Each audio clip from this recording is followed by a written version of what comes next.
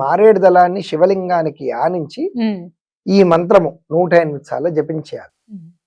జపం చేసిన తర్వాత ఈ మారేడు దళాన్ని ఎక్కడా కూడా తొక్కని ప్రదేశంలో భూమిలో పెట్టేది.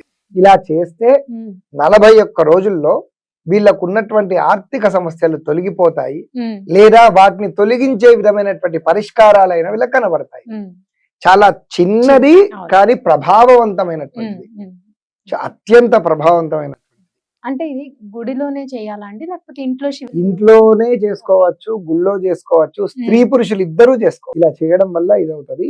వీలైతే దారిద్ర దహన స్తోత్రం అని ఒకటి పరమేశ్వరుడిది ప్రత్యేకంగా ఉంది, అది చదువుకున్నా సంతోషమే. లేకపోతే ఇప్పుడు నేను చెప్పినటువంటి మంత్రముని వీళ్ళు ఒక బుక్ లో రాసుకొని 108 సార్లు అలా చేసుకోవాలి.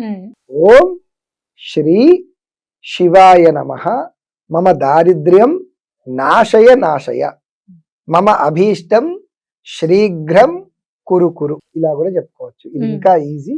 ఈ మంత్రముని చక్కగా ఒక బుక్ లో కానీ ఒక పేపర్ లో కానీ రాసుకొని ఈ మంత్రముని 108 సార్లు శివుడికి నేను చెప్పిన విధానంగా చేసుకోండి, శుభం కలుగుతుంది. ఇందాక నేను చెప్పినటువంటి మంత్రముని చక్కగా 108 సార్లు చేసుకుంటే 41 రోజుల్లో వాళ్లకు ఫలితం కనబడుతుంది.